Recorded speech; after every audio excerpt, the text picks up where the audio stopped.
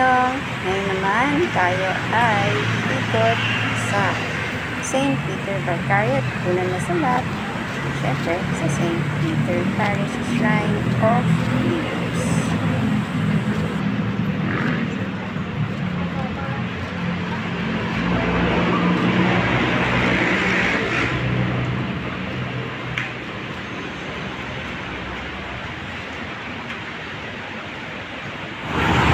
Dito tayo ngayon sa may Sandigan at papunta naman na tayo sa San Antonio de Padua Parish pagkagaling sa St. Peter Parish.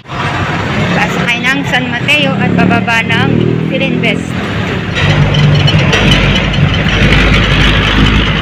Tayo sa San Antonio de Padua Parish.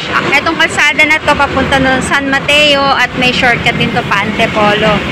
So, mga 15 minutes lang siya from St. Peter Parish. Doon naman mamaya sa Petron, mamaya tayo pupunta at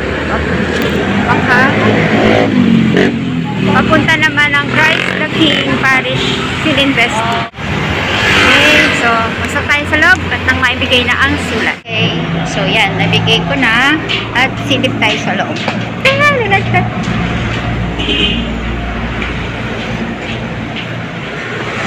Simple lang po itong simbahan na to, pero maganda kasi meron silang itaas yan.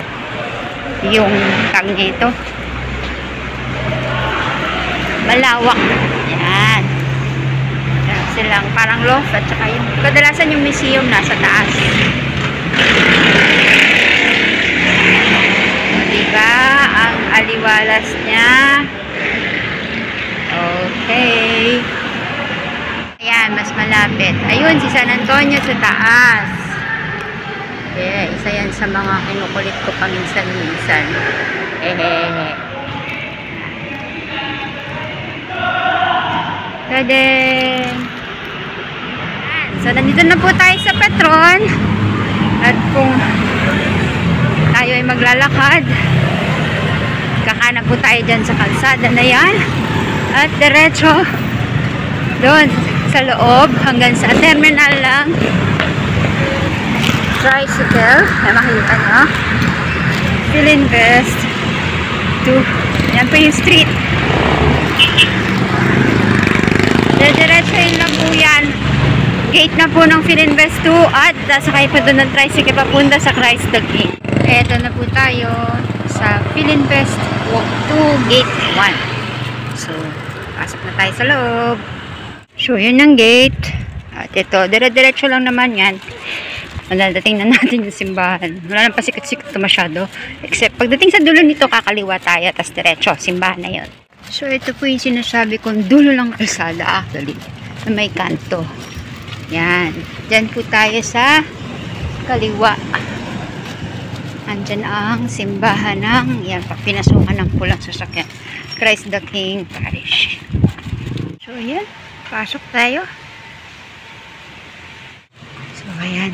Naglilinis po ang mga MBG. Katatapos lang ng Lenten Recollection na pinamunuan ni Father Nonet Legaspi. Ayan. Okay, punta na tayo sa parish office. Okay, so tapos na ako dito sa Christ the King. Ayan. At tayo ngayon ay tutungo ng St. Benedict Parish na nasa Holy Spirit or sa Don Antonio. Kaya lalakad tayo ulit palabas ng Philinvest 2 hanggang dun sa Petron at sasakay tayo ng ever ikot na jeep. Okay, so pabalik na tayo. Sakay na tayo ng jeep. Pabalik ng papunta ng Don Antonio. So ayan po ang Sandigan Bayan. Dito na tayo sa Don Antonio. Actually, lalakad lang po makalampas ng Shopwise hanggang makarating ng Cebuana Luwaliera. Doon kakanan, diretso na lang po. Dito po tayo maglalakad sa kanto ng PLDT. Dito po yan sa Commonwealth. Yan, dyan po tayo kakanan. Quiusamonte Street. Dire-diretso po natin yan. Tayo sa Quiusamonte Street. Diretso lang po hanggang Don P. Francisco, doon po tayo kakanan. Nandito na po tayo sa Don P. Francisco Street. Tapos kakanan tayo sa Don Vicente naman. Don Vicente. At diretso lang. Don Primitivo. Itong Google Map na to, saan ako pinadaan. May mas maikling daan dito galing Holy Spirit Drive. Pasaway na to. Anyway, yan, kakaliwa po tayo dyan sa Don Primitivo at kakanan po tayo ng Don Vicente. Ando na po ang parokya. Ano po ang Don Primitivo. Tapos kakaliwa tayo ng Don Vicente. So, kakanan po tayo dito sa Don Victorino. Galing ng Don Primitivo. Konti na lang. So, dito po tayo. Corner Don Victorino at Don Sergio. Sa kanan na po tayo dito. Diyan po ang simbahan. Yan. So, nandito na po tayo sa St. Benedict Parish.